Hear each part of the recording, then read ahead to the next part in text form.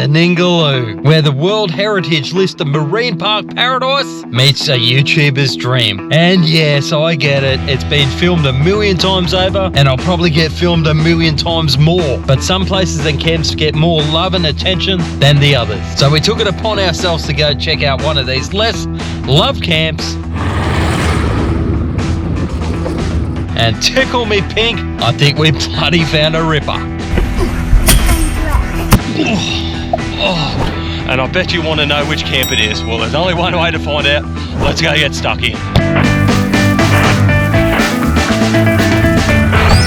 And a massive thank you to our subscribers and our partners in crime for keeping our travel dreams alive.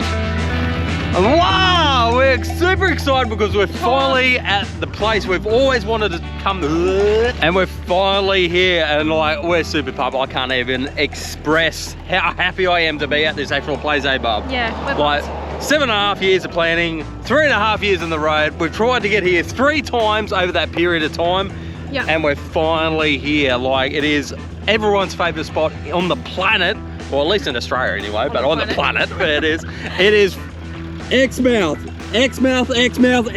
and like, we're super happy we're finally here, right? We've been here for 3 nights.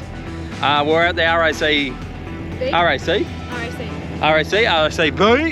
and we did a couple of nights there at the prep and everything like that, because we got a massive stint off grid at the moment as a big truck goes past me. You probably can't even hear me, but we've got a massive stint off grid that we've got to do. So sorry. Are you even paying attention, mate? No, there's something going on here. They've got hazard lights on, so I was like wondering what was happening. Bit of blinking light and you're off with the ferries, mate. Off. Bloody hell, mate. So we got an off-grid stint of a massive kind that we've got to do. So we did 3 nights at the RACB. Yeah, but have a look at that sign. That is one, and it's not Exmouth to worry about. It's that other little bit on the Ningaloo reef. That is the bit that is moistening my mangoes right now. That is, oh my God, I can't wait to get out there. We've been waiting for. Yeah, definitely. But enough jabber jabber. Let's go into town, get the last little bits that we actually need. And gonna meet Paulo, maybe? Yes! She talks my language. But before we even got the chance to leave Exmouth, Bloody Wes tried out one of Raygun's crazy secret moves. And come off a bit second best, giving him an express ticket to the emergency ward at Exmouth Hospital. A good old hospital. We've been here a few times now, but yeah, Wesley's bloody little noggin, his bloody emu egg is getting bigger and bigger on his head. So instead of going all the way out to our first camp, which is ages away from back here again, we're going to get him checked out. So just in case he's popped something in there or something like that, because it's getting massive. Like, it's honestly bigger than my fist on his head at the moment. So it looks like he's been in a boxing ring or UFC or something like that. So, but anyway, we're getting him checked out. A little bit of a detour, probably here for a couple of hours before we get out there, but you never know, you just got to get him checked out. After a few hours, we got the AOK from the Exmouth's finest, and with a few happy pills down his gob, we beelined it out to where the range meets the reef.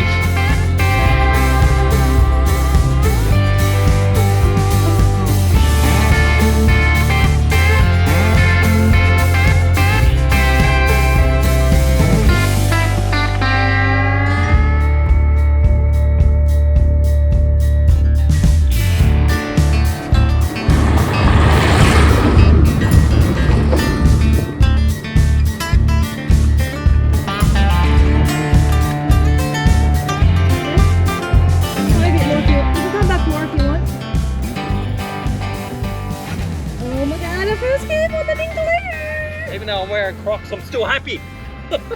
Crocs make you happier, I reckon. Your feet are happy, you're happy. So this campsite is Carijong. I know it's not filmed that often, but we do have a method to our madness why we chose this one for our first spot. It's really to get our snorkeling and diving mojo on. So we'll set up camp and we'll show you around. All right, it's tour time. So we're in Site 19 at Carijong South, or at Carijong itself. Carijong North is tours, schools, groups only. So we're in Carijong, don't get them confused. Site 19, we're across from the toilets. We've got bins, and apparently there's a couple of pests around. So we've got not so much the dingoes are natural, but dingoes, corellas, which are these little white birds sort of thing. Apparently they're, and some big fat feral cat apparently around as well. So we've got to keep an eye out for that. Yeah, apparently it's gnarly and scratches and bites and everything like that. So awesome. We'll try to keep the keeps away from that or feed that. But yeah, and you can't feed the corellos either. So, but it is late in the afternoon. We got here real late because of little potato cake Wes. Oh, he's got like, it is coming down, but I can't believe the size of that freaking thing. Like, it's massive. It's like a potato on his head, but he's feeling better. He reckons he's feeling better and stuff like that. So he's all drugged up and stuff. So he's feeling all sweet and off with the fairies and stuff. Just but a bit of Panadol, that was it. Oh, a little, yeah, and plus the other one, you know. Yeah, just a little bit of Panadol. But yeah, so this is basically a burnt day. It is windy and everything like that, but we're protected by the dunes. And then we're going to hit these activities which are really, really close by, and this is why we chose this one, so we can get in the mood and the swing and the mojo of trying to get in the water, especially this one. Like, she's just, oh, just wait. I know what, it's just going to be squealing, hanging off me like a bloody leech and stuff like that. And I'll need to build up to it. You need to build up to it. What's I've got my knickers over here. How's your knickerbockers? Don't! Aaron!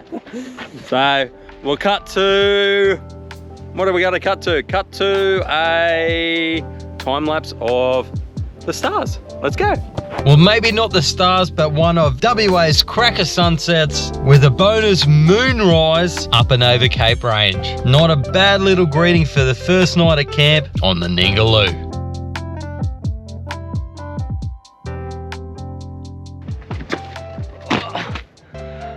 Day one on the Ningaloo coastline, and I'm pumped, I'm excited, and it's a fresh day, there's no wind. Couldn't be happier right now. I feel like a Norwegian rabbit on crack in mating season right now. I'm so happy. But today, we're moving away from Caradron itself to hit the first cashew out of the packet, and it's a bloody big one, bub. Were you excited to do this? Are you excited? I'm pumped! So what we're going to do is try to hit one of the big ones straight off, and this is why we stayed at Caradron itself, and because it's a cracker day, we're going to move away from it. So we'll come back and show you Caradron very soon. Wesley is excited too. Look at him, he's pumped, he's ready to go.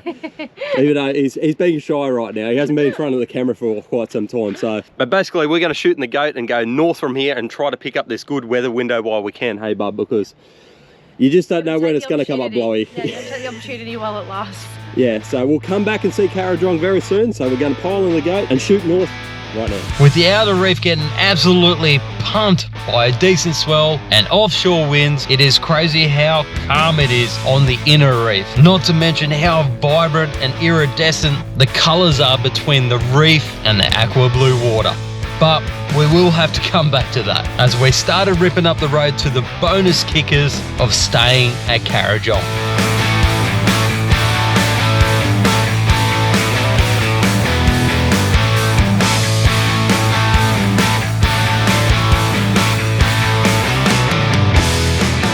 And that place is called the Oyster Stacks. I can't even remember like when we put this on the list, but it's been so long and we're finally here and I couldn't be happier. It is between that drive, which is only 10 kilometers up the road, it's actually become a little bit overcast. So I haven't got my wetties, so I'm in boardies, and apparently you got to be here at a high tide or very close to a high tide, because yeah, you might end up scraping your winter coat, or in my case, my dad bod. The kids are aside there trying to get in there and try to get all their stuff. They got their new little wetties and stuff. We had to buy them because the water temp has dropped a lot. Oh, a little pinky, mate. And where's yours, Wesley? You got a nice little blue one, so we can wrap them up. Bub, your wetty hasn't come yet. That's all right. I'll join in with my board shorts on. Bikini, get the bikini out. But yeah, we're super excited. We can't wait to get in, and this is basically just pumping up the mojo to try to get used to all this reef around, because we haven't been in the water for so bloody long. No, we haven't. So we want to get your confidence up, the kids' confidence up, which I think these two will be fine. And this is like family friendly, snorkeling, can't get any better. La creme of la creme. So enough jibber jabbing, let's go get in the drink. And they weren't bloody wrong. What a ripper of a bloody spot. Check out what we've seen on our time here. First up was this Larry looking unicorn fish, which didn't want to burrow me and wigged out straight away. But next up were these barracuda, which were just chilled as cucumbers, soaking up the limelight in front of the camera. But wherever you look were these big silver bastards. cruising around everywhere with their sourpuss look on their face all the time. But if you're talking about the masses of population, the parrotfish have got you covered. Dead set, they were everywhere. Even this big bumphead one, absolutely rattling Steph a bit. But after a while, the little yobbo, long-haired snorkel fish were getting pretty tired. So they end up parking back on the beach whilst HMAS Dadbod and HMAS Frecklefart headed out into deeper water.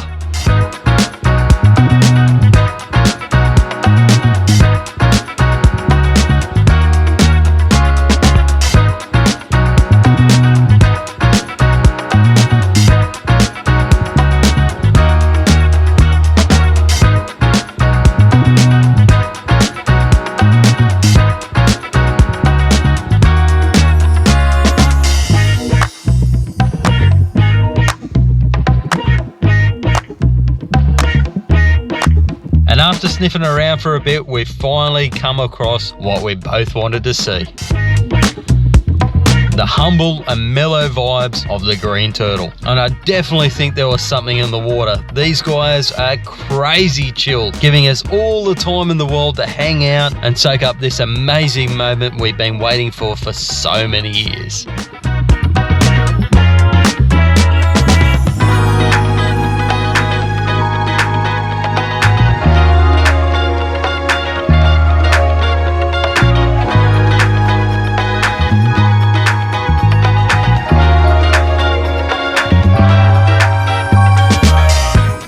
But now we're back at camp, I can actually take you on the rest of the actual tour, because let's be honest, that's why you come to these places, because you're right on the beachfront. And this one is no different. It's basically a little bit further back away from the dunes. But one thing you got to note with anything along this Ningaloo coastline is the amount of rules and regulations and all the sanctuary zones and conservation zones and all the laws and rules and stuff like that, which pretty much covers spearing, fishing, droning, where you can take your car, for driving, and all the other bits and pieces. So best word of advice is probably grab one of these books on the way in. It sort of gives you an outline of what you can and can't do.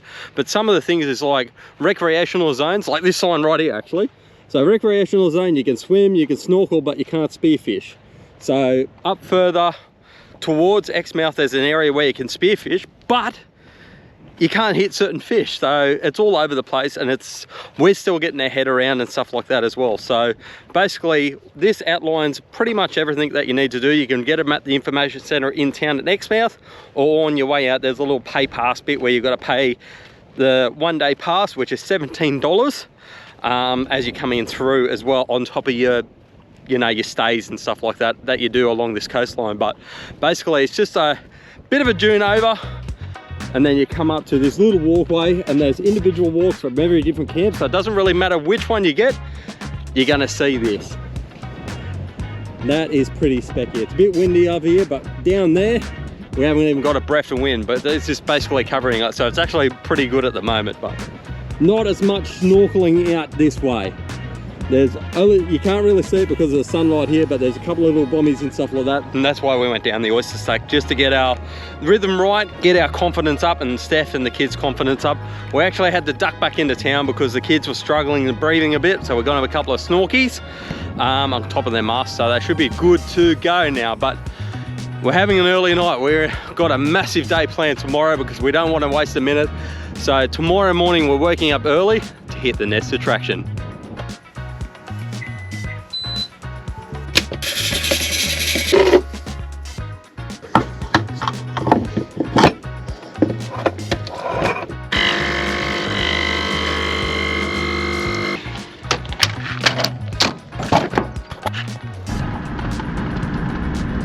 Alright guys, so we're up at the crack of a sparrow's fight. It's like early AM in the morning, but we wanted to get this one checked off because it's apparently amazing, and we didn't want to be those people back at the camp waking everyone up. So we just come over to the actual spot, which is called Mandu, and you have to do it on a sunrise. As you can see in the background there, the moon's still there.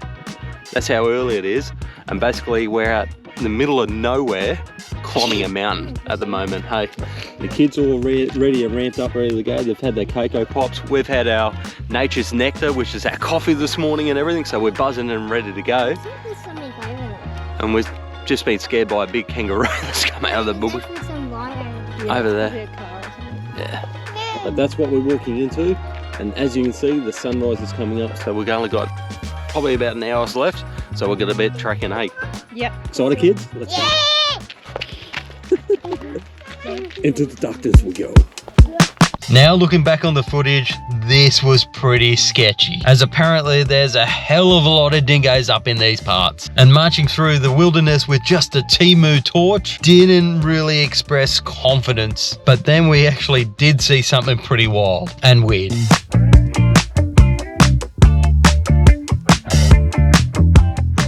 What the hell? There's a kangaroo in the tree. Oh, there's more. Actually, I think it's a possum. Is that a possum? Possum dog. No, I don't think so. No, They're kangaroos. Look, where they go. Boom, boom, boom. The rock wallabies. Oh, he was in a tree. I think he's confused. I think he's a koala. But anyway, we kept on stomping nonetheless. And before we knew it, we were up the top at the lookout point. Yep, rock wallabies sleeping in trees. But now I think of it, it's probably to get away from the dingo dangos.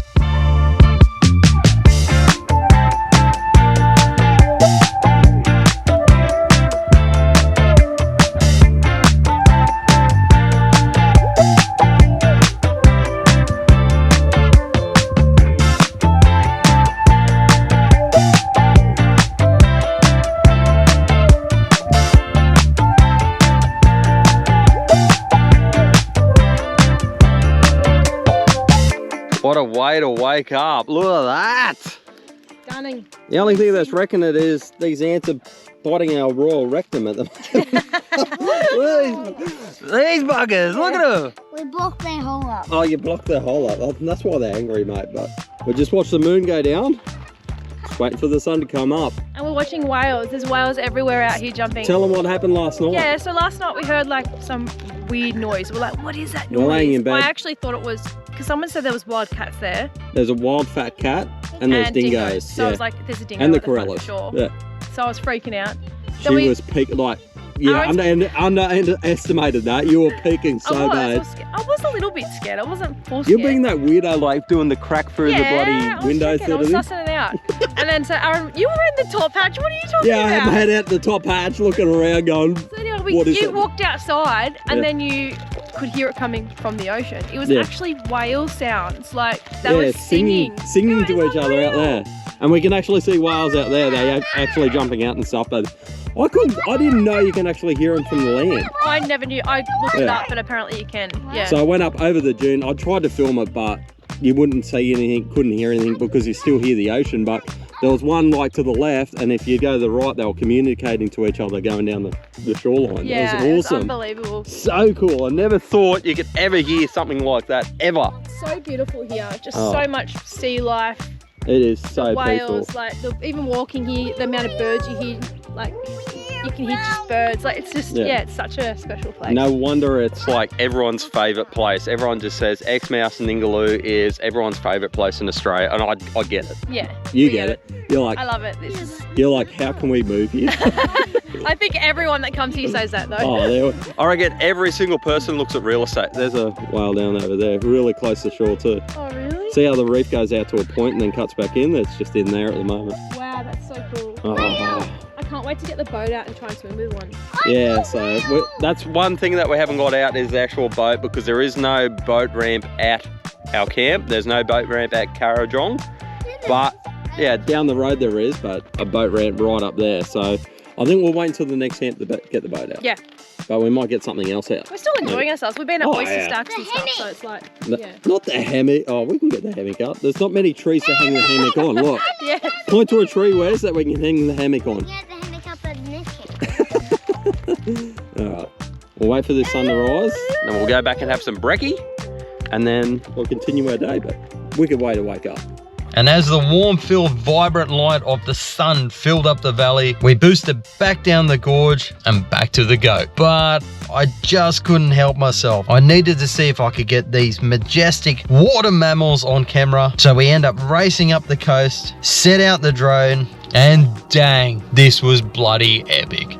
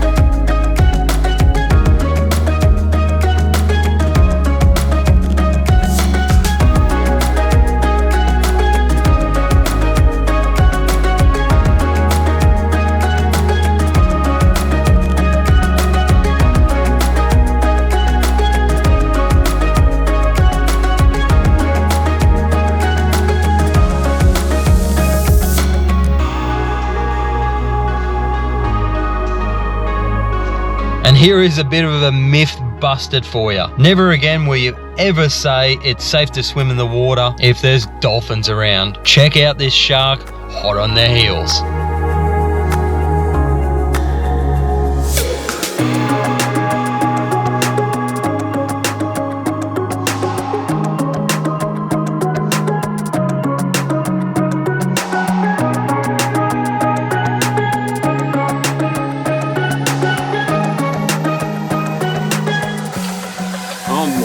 God, what a morning, what a rip of a morning, wasn't it, eh? Like whales, and good morning. That walk was awesome, and we went up a little bit further to try to get the whales and stuff like that, getting out of the sanctuary zones and stuff. But on the way back, we got a bit of a predicament, and that is tomorrow night we actually haven't got anywhere to stay. We're booked pretty much up our bookings.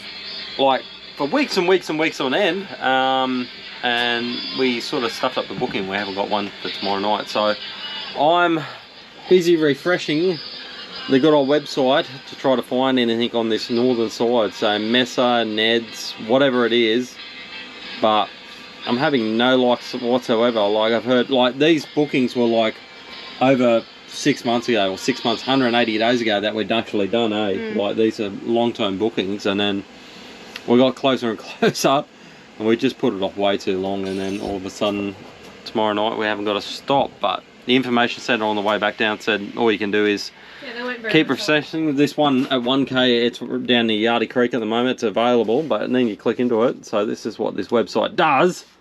You click into it and oh, there it is, it's popped up again. So we can do 1k.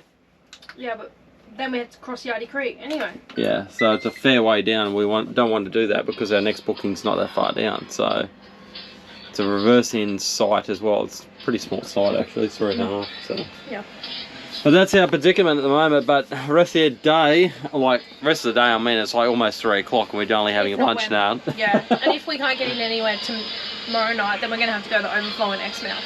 So we've got to go all the way back around the point and come back into Exmouth. So we'll just try to keep refreshing this, but the rest of the afternoon is just going to be staying here. And get a booking. Yeah, we'll go down to the beach and stuff like that, let the kids, they've still got energy and stuff like that, eh? Yeah. So they're going to need to burn out, so we'll do that. I don't know how, like, I'm beat, I'm so racked, I'm shagged now. I'm pooped. Yeah, but we'll go do that and see if we can get into a site. So we refresh, edit, upload and repeat was the name of the game. And we did this for hours and hours, but eventually we had to forfeit and cough up the coin for the expensive option. Alright, Freckle, what'd they sting us for? The most expensive real estate in Australia. So, I can't even remember. I think it was like $60 for 2 adults, or for Wes it's $13. Yeah. Georgie's free. Okay. So 4 and under is free. $73 for a patch of dirt. Yeah. That is nuts. We did manage. Did you swindle something? Yeah, managed to get us outside. For the same price? It's not, yep. Yeah, we got a win. Yep. So, even though we don't need it, but we're fully charged and we've got heaps of water. Yeah, we're okay. But like, you know, we'll take it if we need it. 100%. Like, if we don't need it. That didn't even make sense. But yeah, God preserve, I might as well take it. Yeah, we'll do that. I think it's a bit overcast now anyway, so it's probably good. We've got full power anyway, but I can charge up all the batteries for the robe and stuff and washing. I can get the rest of the washing done at least. Oh, alright. Wipe the floor down, doing all those things. Go set up. It's like late in the afternoon anyway. I did get a couple of other little things for Wes's birthday, so. Oh yeah, it's little Ningaloo Marine Life. He's frothing the marine life at the moment, isn't he? Yeah. So he's all over it. He's loving this sort of area. And just like some little deadly animal things to play with, and a little turtle thing to hang on his wall. Oh, save the turtles. Yeah, cute. That's cute. All right. Anyway, well, have you got the keys to the van? Yeah, we've got to swindle our way over that way. Over there somewhere.